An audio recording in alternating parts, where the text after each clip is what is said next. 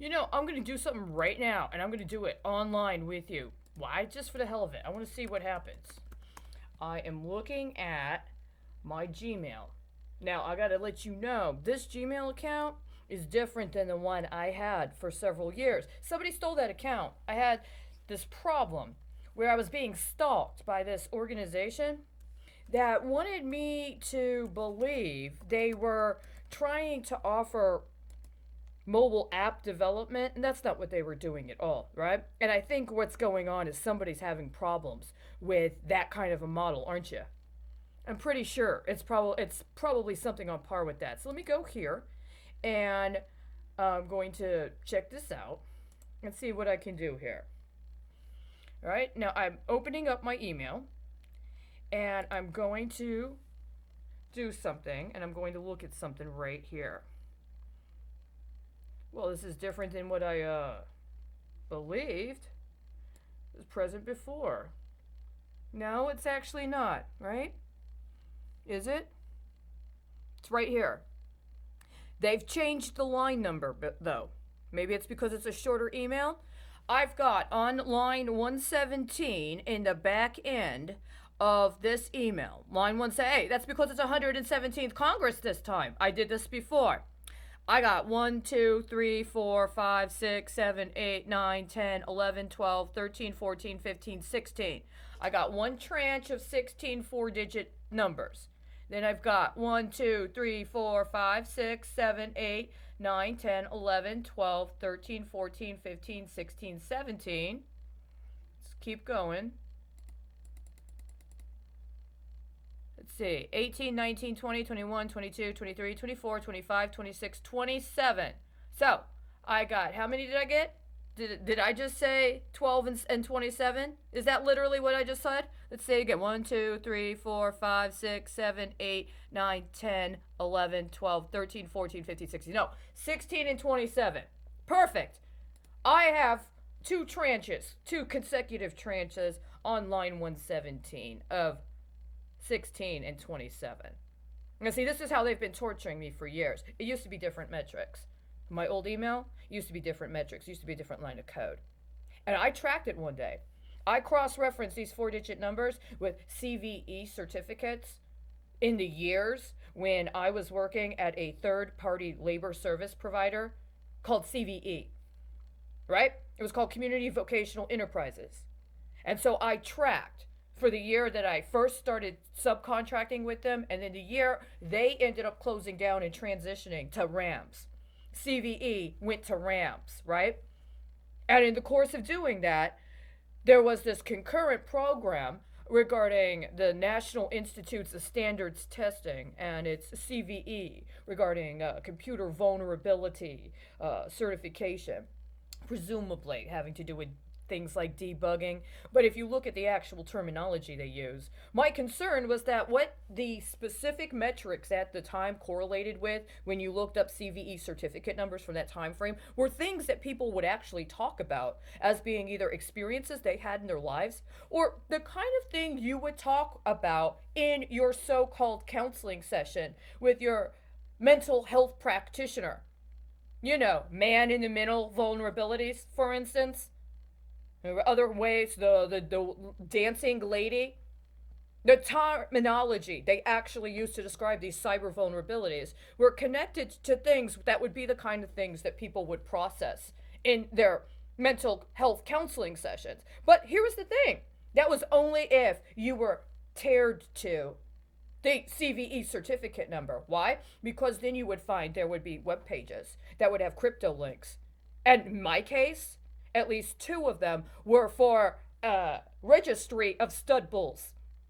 And another one of those four-digit cryptos, was one of those four-digit PIN numbers, went to a website regarding a bank, a frozen bull semen bank.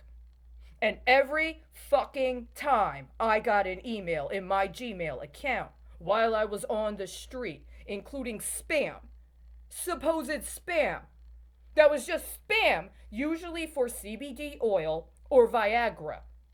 That shit was coded into the back end of my email. Every fucking email I got from Gmail. And I would be on the streets sometimes. And these spams would come from email addresses that usually identified themselves as being about some form of school financing. And I would see on another level, and I would feel, and I would scream. I was walking around the city in excruciating pain, being violently electronically, sexually assaulted on a constant basis. I contacted the NCIS one day. I sent them an email. I said, you need to remove this. Remove this from my email. They did it for 1 month. After 1 month, it was back. Now I don't have that email. I tried to get the email closed down because I was being stalked. Somebody stole the email. I already know they took it and they sold it. They sold it and they came up with a bunch of shit from it. They came up with a whole different profile. And I know what happens when you do that sort of thing to somebody for a protracted period of time. It genetically engineers them one manner or another.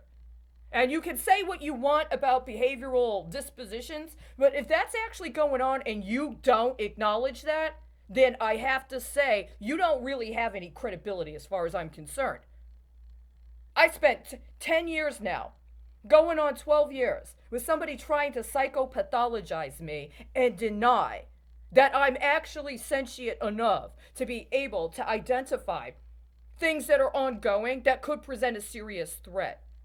And yet I was forced into a situation where the first and foremost thing I had to do was acknowledge I had a mental illness. I didn't have a mental illness.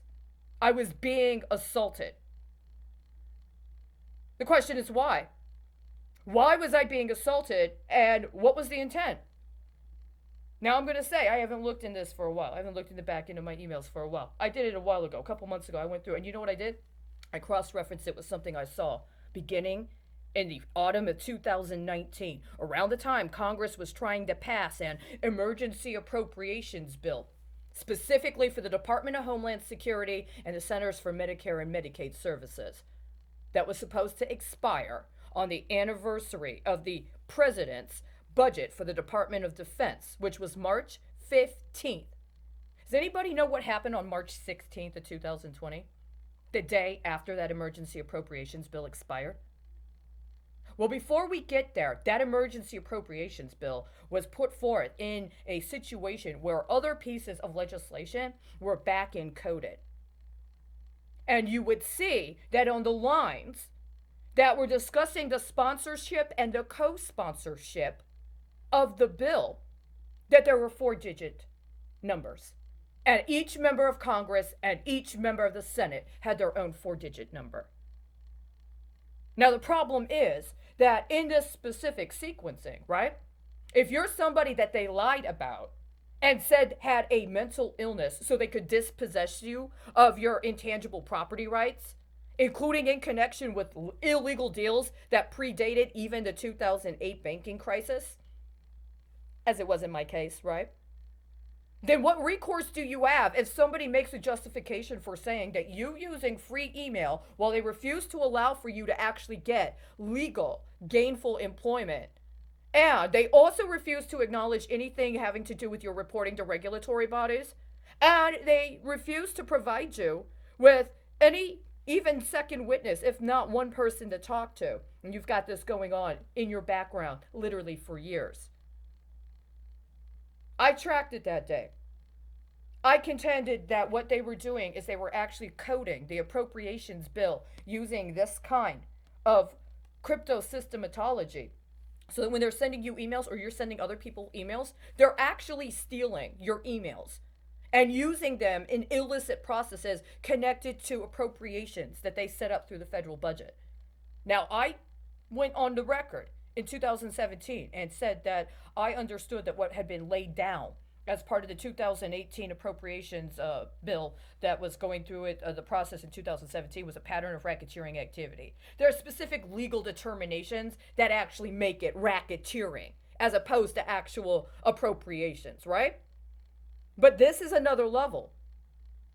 And so if you're in a situation where you want to start shit slinging, I'm sorry, If you think that you have a just claim that you have been subjected, including in manners that have targeted you with electronic warfare involving abuse of your access to technologies, and that the implications are not only having biophysiological harm, but may also be involved in processes of genetic engineering, as well as actually engaging you in acts of torture, including through use of infrasonics, and that they're trying to compel you to cede on your rights to due process by falsely acknowledging you have a medical condition you do not believe you honestly have.